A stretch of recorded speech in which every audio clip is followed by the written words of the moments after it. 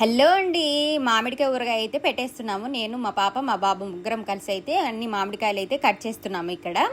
అయితే ఇవన్నీ చూడండి, మొత్తం అన్నీ కట్ చేసి ఉప్పు, మెంతులు, ఆవాలు మొత్తం అన్నీ కొద్దిసేపు ఎండలో పెట్టాను. తర్వాత ఫ్రై చేసేసి అన్నీ మిక్సీ పట్టేశాను. ఇక్కడ మా పాప మొత్తం అన్నీ కొలుస్తుంది అనమాట గిన్నెతో. ఎన్ని ఉన్నాయి ఏంటి అనేది పెద్ద గిన్నెకి తీసుకొని అన్నీ మొత్తం అయితే ఇలా వేసింది. ముందుగా అయితే నేనైతే నువ్వుల నూనె వేడి చేసి అది చల్లారబెట్టాను అనమాట. తర్వాత అయితే కొద్దిగా ఆయిల్ వేసి మొత్తం మిక్స్ చేసి కొద్దిగా పసుపు కూడా వేసి బాగా కలుపుకున్నాను. తర్వాత అయితే సరిపడా ఉప్పు, అంటే 4 గిన్నెలకి 1 గిన్నె ఉప్పు పడుతుంది, 1 గిన్నె కారం పడుతుంది, 1 ముక్కాల గిన్నె ఆవు పిండి, కాలు భాగంలో కాలు గిన్నె మెంతిపిండి పడుతుందండి.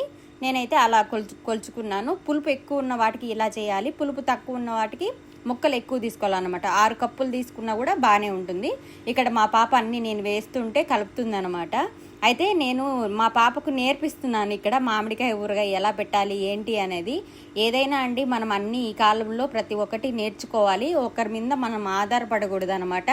మనం చేస్తే చేయలేనిది ఏముండదు అనమాట. కష్టపడాలి, అయితే దాని మీద ఇంట్రెస్ట్ కూడా ఉండాలి. సో నేను మా పాపకి ఏం చెప్తున్నా అంటే ప్రతి ఒక్కటి మనం నేర్చుకోవాలి. ఏమన్నా చేసుకోవాలన్నా తినాలన్నా ఒకరు వాళ్ళు వస్తారు, వీళ్ళు వస్తారు, వీళ్ళు చేస్తారు, వీళ్ళు చేసి పెడతారు అని మనం ఉండకూడదు. మనమే సొంతంగా ఏదైనా చేసుకోవాలి.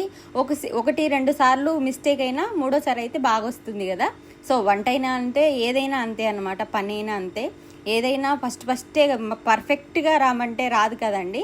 అలాగా నేనైతే మా పాపకి నేర్పిస్తున్నాను అనమాట. చూడండి, పాపే మొత్తం అంతా కలిపింది. నేను అన్ని చూపించాను అనమాట. మొత్తం అయితే ఇలా తీసి పెట్టేసి మళ్ళీ కలిపిన గిన్నెలో వైట్ రైస్ వేసుకొని తినేసాము. Thank you for watching. Bye.